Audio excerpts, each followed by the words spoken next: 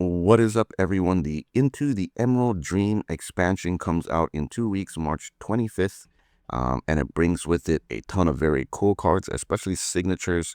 I think that's one of the greatest selling points of this set is the signature set. Like it is amazing. But as you know, in the current product offering for Blizzard, signatures are pretty expensive in the game, so it's gonna be pretty difficult to get it.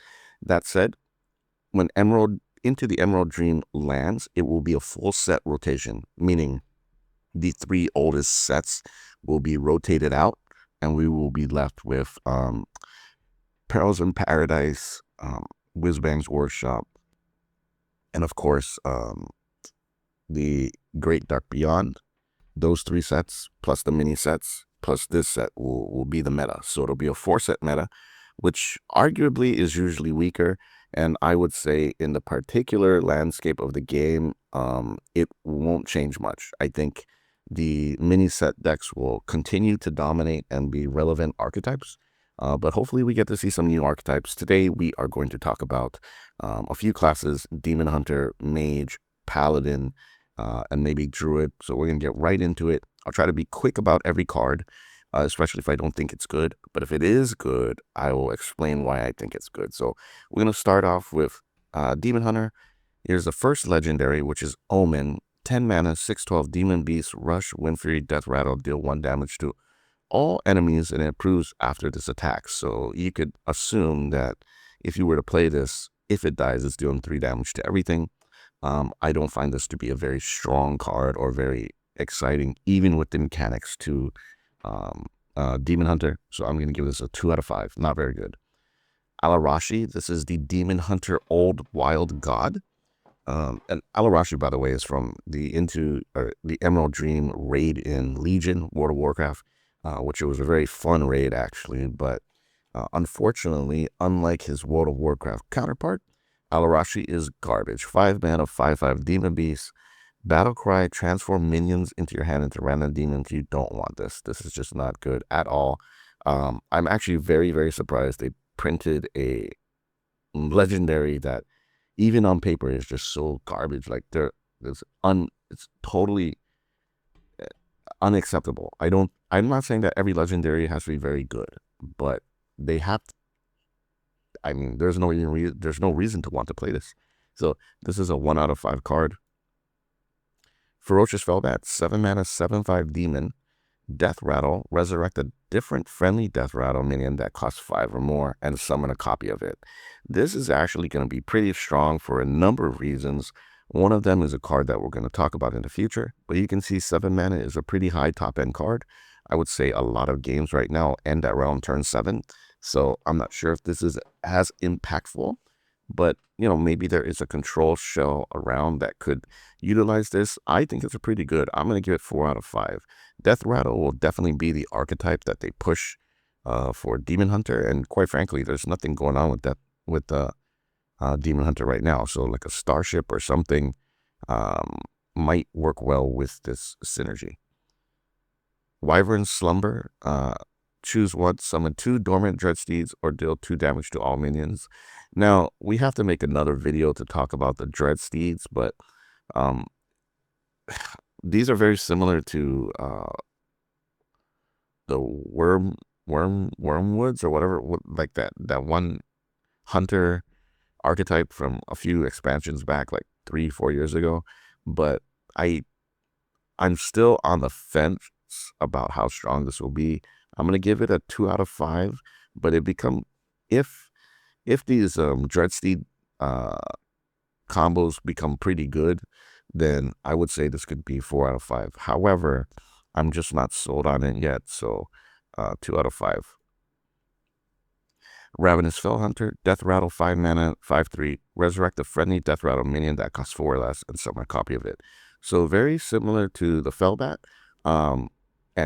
but this resurrects 4 mana minions. So you're looking for the really nice curve, right? You're looking for like a Arcanite Defense Crystal on 4, or like a Ball Hog on 4. Play this guy on 5, and resurrect 2 other extra minions. Maybe play one of your Death Rattle cards on 6, and then play the Fellbat on 7. bringing back this, and then yeah, you know, potentially bringing back a couple more Arcanite defense crystals, which would be crazy. So I do kind of like that, and that makes the other Starship cards for Demon Hunter good. I think this is a 4 out of 5 card. I'm very interested in seeing how that archetype plays out. Dreadsoul Corruptor, summon a random Dreadsteed. Like I said, if these Dreadsteeds become good, this will be good. But for right now, I don't think it's going to be that good. I'll give it a 3 out of 5. Jump Scare. Discover a demon that costs 5 or more with a Dark Gift and shuffle the other 2 into your deck. So Dark Gift is this effect that can be applied to like the creatures that you discover. And they're very similar to the normal character traits that you can add to a character, but they're like on steroids. So you get +2/+2 in elusive, +3 in lifesteal, +4 in taunt. Like you could get any one of these options, and there are crazy ones like Divine Shield, Wind Fury. I think there's Charge. Yeah, there's Charge. So there are ways to get pretty crazy stuff, but this seems a bit random. So I don't actually think it'll be that good. It's 2 out of 5 for me. Defiled Spear. After your hero attacks an enemy, deal your hero's attack damage to another random enemy. Not worth it to me. 1 out of 5. Nightmare Dragon King. 3 mana, 4/2 dragon. Death Rattle. Reduce the cost of the rightmost card in your hand by 2. Might be pretty decent, but I'm going to give it a 2 out of 5 for now. Grim Harvest. Draw a card, summon a random dormant dead Dreadsteed. This is not worth it. Even if it's a Dreadsteed, and even if these cards become good, drawing a card and summoning a random one for 2, not worth. 2 to draw 1, not worth. So this is a 1 out of 5 card to me. And then that's Demon Hunter. Demon Hunter, I think, has interesting cards, but it's so upsetting that its legendaries are so crappy. Like they are dog shit. So bad luck for Demon Hunter. Moving on to Druid. Druid's legendaries though. 10 mana, 5/8, Force Lord Cenarius. Choose thrice. Give your other minions +1/+3 or summon a 5/5 Ancient with Taunt. Remember, you do this 3 times. So 10 mana for a 5/8 plus 15/15 worth of stats on the board or multiple buffs to your board. I think it's pretty good, and I think it's accurate to like lore, and I think that's also a very important part of the game, I think. And it's interesting that this card just hits all the marks of what it should be. I don't think it's overly strong. It's probably a 4 out of 5 card, but at least it's a much better legendary than the others, and its signature looks great. So 4 out of 5 to me. Hamel Rune Totem. Start a game. If each spell in your deck is nature, imbue your hero power, and repeat this every 2 spells you cast. So imbue is a new mechanic. When you play an imbue card, it changes your hero power. So for Druid, that hero power is this: summon a 1/1 plant golem, and the more imbue cards you play, the better the hero power becomes. So if you do it again, it becomes summon a 2/2 plant golem, summon a 3/3 plant golem, kind of very like akin to something like Jade Druid, even though you don't have the infinite ability, nor do you have like you also have to pay mana to obviously use the hero power. So it is an interesting effect. So here, if each spell in your deck is nature, imbue your hero power, right? So you got to think about nature spells that are available to you in the game, but what you lose out on. Like, you're not going to get wild growth. You're not going to get nature's the new horizons. Like, you're missing out on some cards to maintain a full nature deck, but there are cool cards like Shao Drasso that you could get. So it'll be interesting to see. I'm not sure how strong this archetype will be, to be honest. I really don't know, but I'll give this a 3 out of 5. Growth Shaper. After you cast a nature spell, summon a 2/2 Treant, Death Rattle, get a copy. This is going to be good, man. If this Treant Druid or like whatever nature Druid becomes good, this is going to be decent. Even if the stat line is underwhelming, I would say this is a 4 out of 5 card. Reforestation. Choose one, draw a spell or draw a minion. Yeah, dude. 2 mana. This is good. It's a 4 out of 5. Dreambound Disciple, Battlecry, and Death Rattle. Your next hero power costs 0. I mean, the hero power thing is pretty strong. We are losing a couple of those cards, so I would keep this as a 3 out of 5, although I don't think the whole Artanis hero power druid is a thing once rotation happens. Photosynthesis, restore 6 health, get 3 random druid spells for 3 mana. That's awesome, bro. I think that's pretty awesome. I'll give it a 3 out of 5 because we're getting random spells doesn't feel great, but I mean, it's a nature spell. You're gonna get 3 more. You'll get value in your hand. You're gonna heal for 6. It's not horrible, especially since charge for the most part has been taken out of the rotation, aside from dark gifts. This is health healing is good. 6 health is not too much, but at a 3 mana cost, that's not bad at all. It's great value here. Symbiosis, discover or choose 1 card from another class. Not worth it. I think this is 2 out of 5 to me. If you look at the choose 1 options you have, I don't see those as things that you probably want to reliably draw on. So Evergreen Stag, Elusive, Lifesteal, Taunt, 6, 6, 7. It's Power Crept Ogre. It's a Power Crept Ogre. So, I don't know. That's a body. I don't think it's horrible, but I don't think it's that great either. I would give this a 3 out of 5. Ward of Earth, gain 5 armor, summon a random 5 cost minion, and give it Taunt. That's good, bro. That is pretty good. Gaining 5 armor, gaining Taunt on whatever you get, and getting a 5 cost. The problem is, as the expansions come out, more expansions come out, and the format gets bigger, this card won't be as good, right? Because you'll be diluting the pool of 5 drops. But I think for where it's at, this is not going to be too bad. Horn of Plenty, discover a nature spell. It costs 2 less. This is great because you're going to get the spell you want and then play it for its actual cost. But I don't know if you want that kind of randomness, but maybe you do. So anyway, Druid, I think came out okay. Not the best, but definitely better than Demon Hunter. And the problem is I just don't see if that archetype, that nature archetype, will work out. But I'm glad that Blizzard has taken a chance to go for something like that. I think it's very interesting that they attempt to push towards a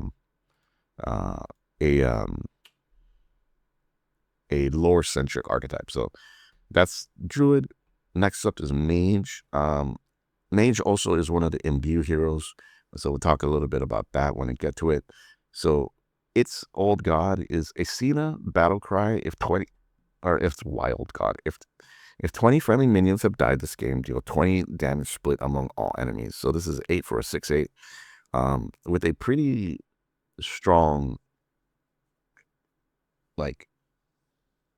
provision, right? Like you only get the damage if you've killed 20 minions, and if 20 of your minions have died. And as Mage, I don't think that's going to be as simple as people think it will be, especially with the imbue hero power. I think this is relatively slow. A lot of people are really high on this card. I am not. I don't think this card is that good. It's 2 out of 5 to me. I think there are better ways to get more damage out of Mage, most notably Protoss Mage. But maybe this is a good way to find that extra damage, and you can do something like Ceaseless Expanse into this to guarantee 20 to face. But I just don't think it's it. So I'm gonna give it a 3 out of 5. Kwanzu, 3 for a 3/4. A Battlecry, discover spell. Choose to keep it or put it on top of your opponent's deck. This is a 1 out of 5 card. I don't know if I really have to explain it, but I'll explain a little bit. A 3 for a 3/4 Battlecry, discover a spell would be playable, but it's nothing special. And as a legendary, that's kind of underwhelming. The ability to put a card on top of your opponent's deck and just kind of ruin his draw, it's flexible, but this is not good. This is a 1 out of 5 card. There's nearly absolute no reason why you would play this. This is very horrible. Spirit Gatherer, Battlecry, get a Wisp and imbue your hero power. So the imbue effect for Mage is this one, Blessing of the Wisp. You summon a wisp and deal 1 damage, split among all enemies. So as you imbue, you summon more wisps and you deal more damage, right? So out of the class cards, Mage only has access to 4 total cards, right? 2 copies of Spirit Gatherer and another card we'll talk about later. So that means only getting 4 damage from your hero power. Is that enough? I mean, I don't know. I don't know. But this card will be necessary to play. So I'll give it a 3 out of 5. The stat line is very, very bad, but, you know, it's necessary to play. Stellar Balance, get a Moonfire and a Starfire, give them spell damage. This is bad. Okay, it's a 1 out of 5. Not playable. Merry Moonkin, at the end of your turn, gain 1 armor. Repeat for each wisp you control. Interesting card. Weird stat line. And this, quite frankly, I wouldn't even play it. I wouldn't even play it in a wisp deck. I don't think it fits. I mean, maybe it is kind of tough, but I just don't think it works out the way people want it to work out. Like, you can imagine doing something like filling your board with 4 wisps and then playing Merry Moonkin, and then, you know, so healing for 4. That's, or healing for 5, but that just doesn't seem good enough. He could play Sleet Skater and freeze a minion twice. So I don't find this very good. 2 out of 5. Divination, destroy a friendly wisp to draw 3 cards. This card is very, very good, and if you play the wisp archetype, you're going to have to play this. But that is very, very good. So this is a 5 out of 5 card. Best mage card. Spark of Life, this is trash. Pay 1 to discover a mage spell or discover a druid spell? Nah, that's absolute garbage, especially like there's no discount. Well, 1 out of 5. Wisp Rider, 5 mana, 4/4, Battlecry, imbue your hero power, then trigger it, which is good. This is actually pretty good. This is a 4 out of 5 card to me. This is the other class card for Mage that you get to use the imbue effect. But like I said, I don't think that's enough, but this is a 4 out of 5 card. Star Surge, deal 1 mana damage to a minion, improved by each friendly minion that died this game. 1 out of 5 card. You already have so much better access to efficient removal, and you have the hero power, so this is just not worth it to me. 1 out of 5. Forbidden Shrine, spend all your mana, cast a random spell that costs that much. Yeah, that's 1 out of 5. This is just bad. So Mage really got a set that has an interesting mechanic, but its current shape doesn't have the support. But I can definitely see something like a Protoss Mage that maybe fits in that imbue package. Is that enough? I'm not sure, but you know, at least it's something to do. And lastly, for today's video, we'll talk about Paladin. Paladin got a lot of good stuff, and it'll be a lot to talk about that's very exciting, starting with their Wild God Ursol, 8 mana, 9/7 beast. Battlecry casts the highest cost spell from your hand as an aura that lasts 3 turns. So basically, like, let's say you had Lay on Hands in your hand, it's your highest cost spell, or even Sea Shanty, right? You play this guy, that card becomes an aura, and it casts itself at the end of your turn for 3 turns. That's amazing. That's great. Just a stellar card, 5 out of 5. The only provision or thing prohibiting it is that, well, obviously, you're going to have a high-cost card in your hand. But that's not going to be a problem, as you'll see soon. So 5 out of 5 for this. Torith the Unbreaking, Divine Shield, Taunt. Your Divine Shields take 3 hits to break. 5 mana, 3/4, understated. But this ability is absurd. And do you want to know what type of units in the game have Divine Shield? Well, Libram guys, right? The new dragon, this guy, Tigrish plushie, you know, Draenei, starships, Pipsy. Well, actually, sorry, Pipsy doesn't have it. And Ziliax, of course, right? And Ziliax is still in the game, and it's still going to be a terror unless it gets nerfed. And because of that, this card is also 5 out of 5. A ridiculously strong card. Ridiculously good. Dream Warden. So one of the I guess archetypes that they're trying to push for Paladin is a dragon, dragon Paladin. things related to the bronze dragonflight, which I think is very cool, very on lore. So I like that. 4 mana, 3/4. Taunt Battlecry. If there is a card in your deck that didn't start there, draw it and gain +2/+2. Now, I don't know if I'm just not smart enough to figure out how to get cards into your deck that didn't belong there, but I'm sure that this is going to be a pretty decent card. So I like it. This is a 3 out of 5 to me. Mark of the Ursol, choose a minion. If it's an enemy, set its stats to 1. If it's friendly, set its stats to 3. 2 mana to do this. That's just too expensive for this effect. So 2 out of 5 for me. Ursine Maul, 4 mana, 4/2 weapon. After your hero attacks, draw your highest cost card. Remember we were talking about Ursoc and how you need to have a big spell in your hand? Well, here's your tutor. This is crazy. This is crazy good card. 5 out of 5. Arguably one of the best cards of the set. This is just so good. Like even if you're playing a fast deck and maybe your curve ends at like a 5 mana card, you'd still play Ursine Maul because it just curve you into your 5 drop. Like this is just absurd, just so good. Ages of Light. Paladin also has Imbue, and its Imbue, by the way, is to shuffle 2 Emerald Portals into your deck. So that's where the synergy with the dragon comes into play. And your portals summon 1-cost dragons. Now, every time you imbue, they become 2 costs, 3 costs, so on and so forth. Interesting. I love the lore there. I love how it's like all dragon related. But does it have enough support? I don't know. Here's the first of 2 imbue cards. Summon a random 1-cost minion and give it taunt. Imbue your hero power. I mean, it just seems weird, but it's 1 mana, so like, honestly, it's not horrible, but I don't know. If you're gonna play Imbue, you're gonna need to play this. So I'll give it 2 out of 5. It is kind of underwhelming in my opinion.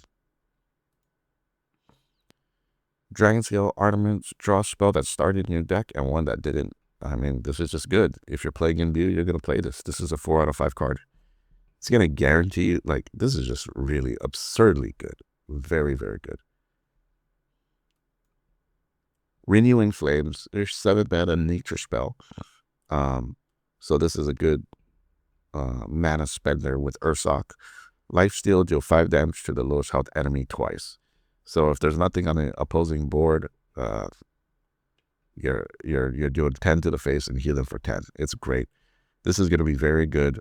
It's going to be great to have as an aura, especially because you could control and kind of dictate where that damage is going to go. I think it's a 4 out of 5 card.